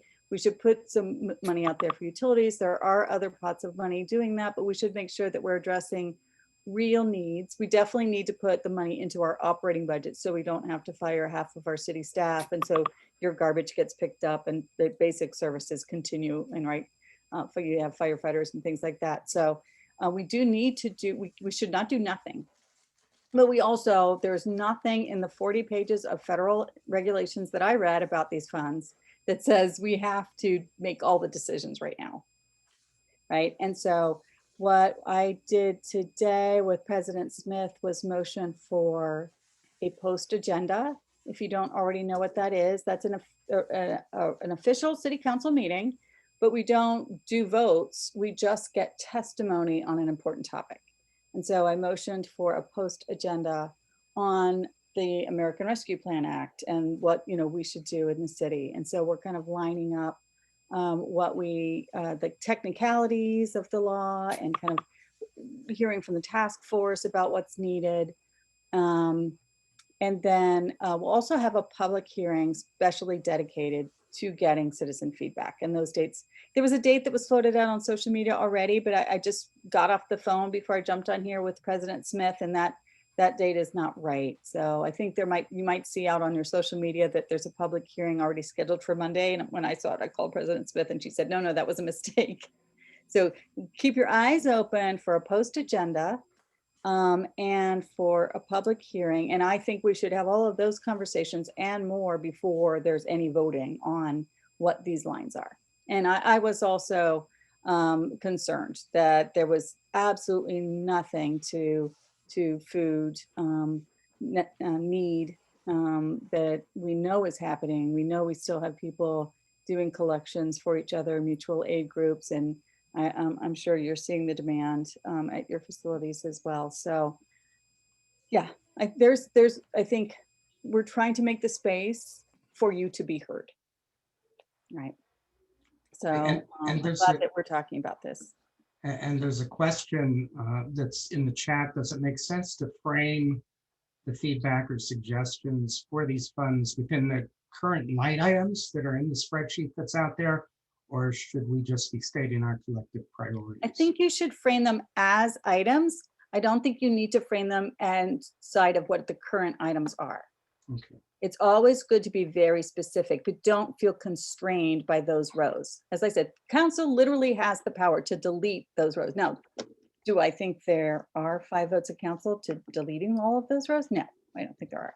So remember, this spreadsheet came over as a task from a task force that was like mayors. It didn't have specific positions or even a number of people. It's kind of like mayor's office or administration in the legislative language we did in April, plus president of city council, president pro tem of city council, and finance director of city council. And that specifically was President Smith, Councilman Burgess, and Councilman Lavelle. And so that was the task force that created that language in the legislation. We all need to look at that because, again, don't rely on your council people to catch any problems or to see all the things. We are not omniscient. We need your eyes and attention, both on the legislative language and also on the spreadsheet. There's nothing magic about that spreadsheet. Those people I just mentioned, just put that there. What are the odds of having all these funds expended in Morningside? Slim, Okay. very slim. I just thought I'd ask. Okay. All right. Does anyone have any questions? I see Dawn has her Oh, hand Dawn, raised. you got your hand up again. I forgot to put it down, but then I put it back up. I had a question around, I just realized that around the idea or the feasibility or the appetite for the creation of something like a food justice fund, just in thinking about all the 101 different organizations and projects and things that are out there moving, that it would be hard to come up with, clear asks, outside of, I think, augmenting existing city programs or something like that. So the idea of creating a fund where there's a clear criteria laid out around, I guess it would need to be alignment with the American Rescue Plan. The American Rescue Plan is extraordinarily broad. You can read it, like, go to the US Treasury website.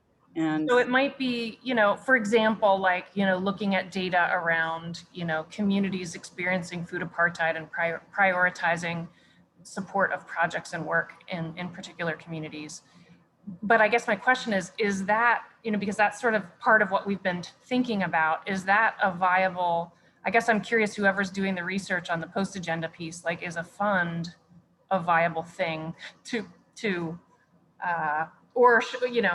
in lieu of like coming up with like 100 little line items for little bits for different nutrition programs. And there's $355 million.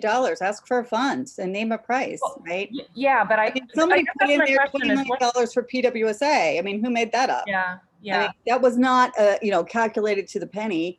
It's just a gift. Here, we're going to write you a check. I guess that's my question. For example, I don't think that should be there.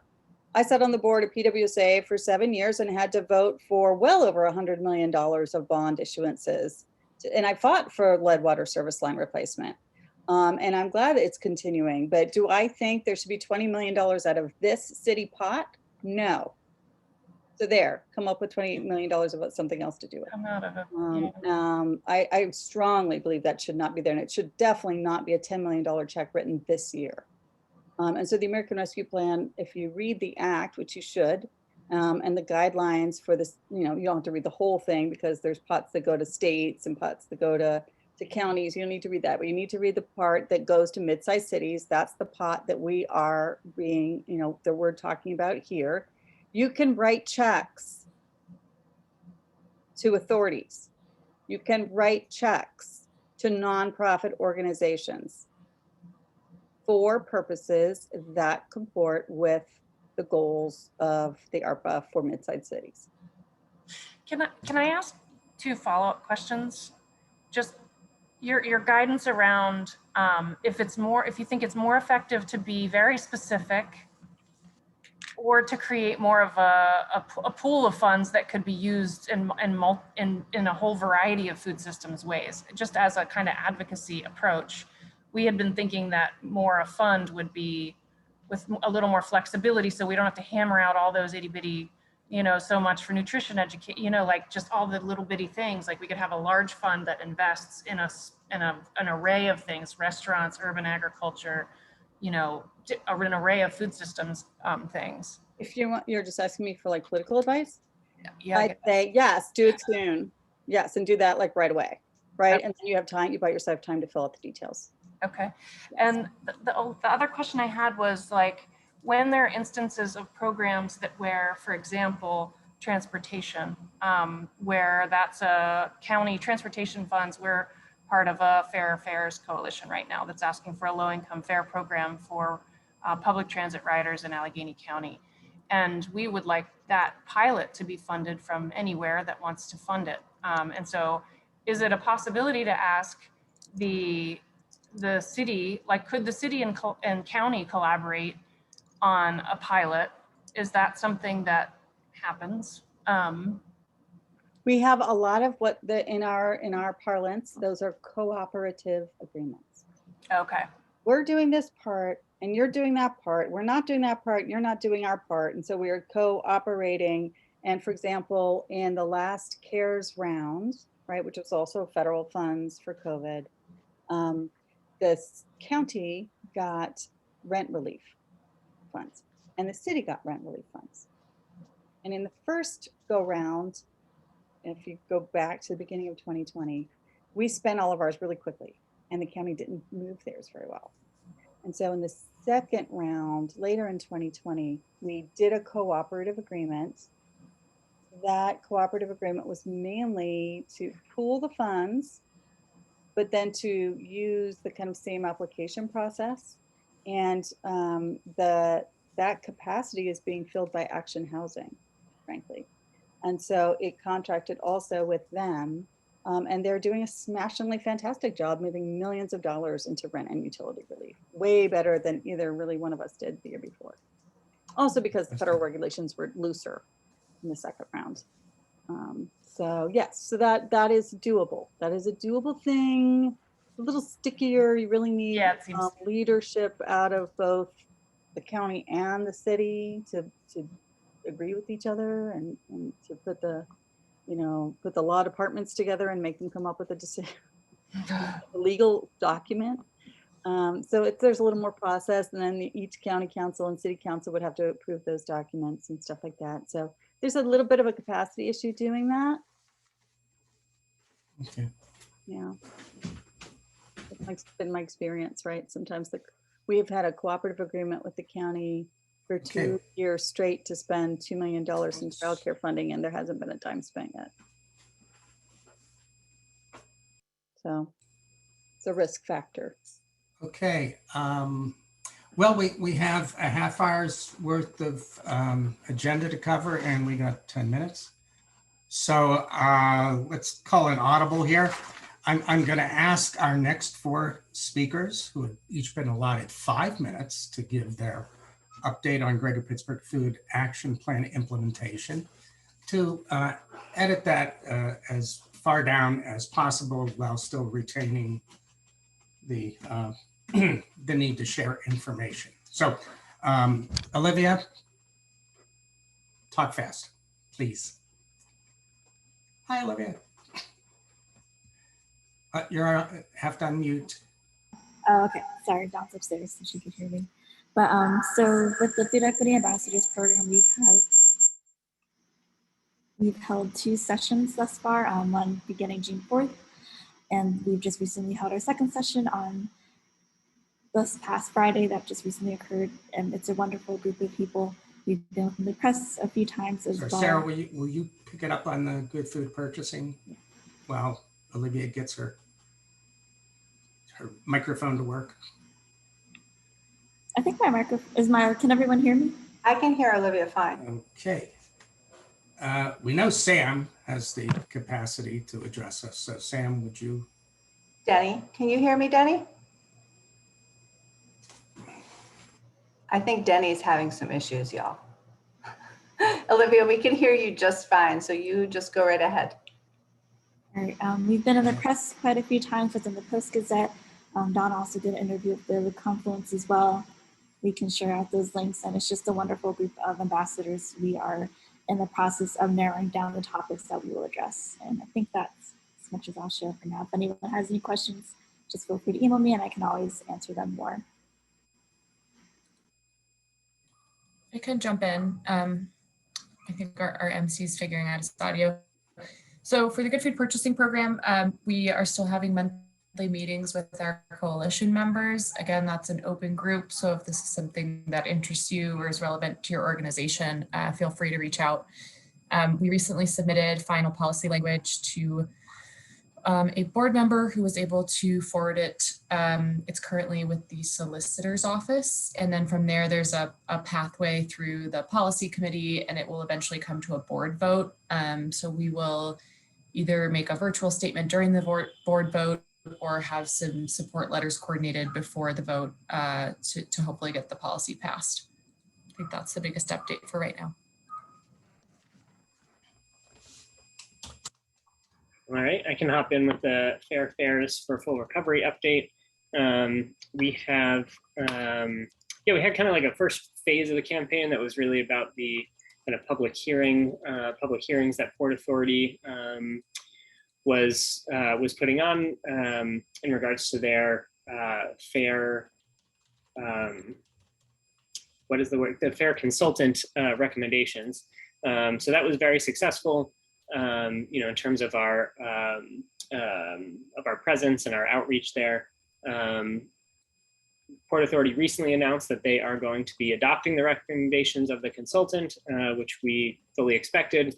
So we're kind of gearing up for the second phase of our campaign and trying to figure out how to, do a little more base building and outreach and try and move the needle in a different way here. So more to come probably in like mid-July or so as we're kind of figuring out our strategy. Great, thanks, Sam. And Denny is having connection problems, as we know. So Carlin, you're up. Somebody muted me. Okay, there you go. Sorry, somebody muted me. I will be really quick. In the world of the Urban Ag Working Group and the Land Access Subcommittee, the focus in the last several weeks has been planning the urban farm tour. We weren't sure until way late in the game if we were going to be able to have a tour this year. We will be having a tour. It is going to coincide with the governor's declaration of Urban Ag Week, which will be the week of July 19th.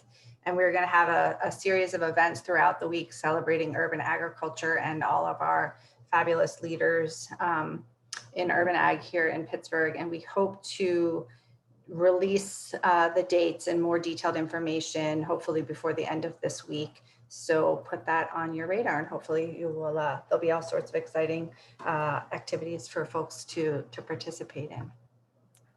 Great, thanks, Carlin. And yeah, the urban ag tours are always great. So it's good to hear that's going to be on.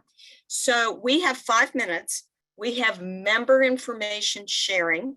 We have 9 people. Did you want to say something, Carlin? Oh, okay. We have member information sharing, and I'm wondering if we could ask each of you to go for 30 seconds.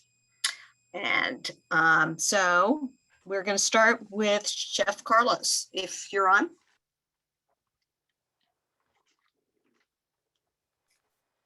Going once? Ma'am, I'm looking at the participants. I know Carlos was with us. He might have had to jump off. I'm not sure, but I will. Right. No, in 1 second. And people are adding some information in the chat, which is another possibility. That is true, yes, because remember, we saved the chat. Sorry, it looked like Chef Carlos had to jump off, but Blair might just quickly want to, I don't know, Blair, if you're prepared to just share really quickly about the PA-FFFI grants. Yeah, I just wanted to call attention to it, but I think honestly the best course forward is I can drop the information in the chat. But basically there is a grant opportunity available for food retailers that are providing or expanding or creating new access to healthy food that's provided through the Food Trust, which is managing a budget line item from the state economic development, I think. So there's just some great grant opportunities and they're looking for more applicants. So now is a good time to get your name in the list if you operate a food retail shop. And I'll drop there's great information on the website about eligibility and use of funds information, et cetera, et cetera. So I'll drop it in the chat. Great, thanks Thanks a lot. Don, yes, retail outlets mean like farmers markets and corner stores, not restaurants and cafes. You have to sell groceries. You basically have to accept SNAP. Good question. Okay. Jamie Christian, I see your hand is up. Does this have to do with the FFI? No, it doesn't. I just raised it because I had put in something whenever I registered for the meeting about excuse me, 1 second. I'm so sorry. A request for proposals for NESOG. I run an organization in Southwestern Pennsylvania, and I'm actually on the committee for their planning their conference annually. And I just wanted to share that with y'all because there's a lot of great work being done here that really I think would benefit from, you know, exposure on a national level. And it's the largest sustainability agriculture conference in the United States. Great. Well, thank you. And go ahead and put, you know, the information in the chat. I see you did, or at least Dawn did. So any more information in the chat. Yeah, I can put the direct link in. Thank you, Dawn. Great, Yeah, thank you. that'd be great. Bobby, is Bobby still on the call? Can you guys hear me? Yes. Yep. Oh, okay, good. I didn't know because I'm on my phone, so sometimes it's a little difficult to unmute. Real quick, I just wanted to mention, I had mentioned before that Rock had classes. It's chow classes, it's colors, hospitality opportunities for workers. So it'll be different classes for restaurant workers to help them get the skills that they need to move up in the restaurant industry. And we're going to be doing it online now. So it'll be for any restaurant worker in the state of Pennsylvania. And my coworker out in Philadelphia, Calvin, is going to be doing those. And he said they'll be starting August 9th. And he's going to be sending more information along, and I'll pass it along as I get it. Great, thank you. And nice to have musical accompaniment when you speak. So let's everybody try to get that too. Is Carol Gerner still on the line or in the Zoom? Going once, going twice. Okay, how about Ginny Landis? I'm trying to look too. Okay, Felicia Butte. Nope. Okay, I see Carlin shaking her head at me. Rachel Rakoven. Nope. Okie dokes. Taylor spoke. Right. Okay. And Grace Trainee from the food bank. Yep, mine was just about the summer food map is live, but I put the information in the chat already. That's Really? the summer food service program for kids we were talking about with Ellen earlier. Great, thank you so much. Everybody be sure to check that out. And Ben Buchanan, are you still on the line? All right. Well, see what happens when you make people wait to the very, very end. It goes really quick. So, you know, hopefully anything that the people who couldn't stay on wanted to share that, you know, they'll get to us and then we can share with you in a different way. Denny, are you back online? Can you hear everything? Because I think we're about ready to close. No, I can close hear out you. the meeting. Can you hear me? Yes. Okay, I just Yes. want to quickly again thank everybody for being here. As we said at the very beginning, this was going to be a pretty pretty lively meeting and with a lot of information, and certainly lived up to that. Before we say goodbye, I do want to mention 3 upcoming meetings for you to put on your calendars. One is the Urban Act Working Group meeting. It is going to take place on July 13th. From 6 to 7:30, you can register for that on your agenda. And then the Food and Health Equity Working Group is going to meet on July 21st.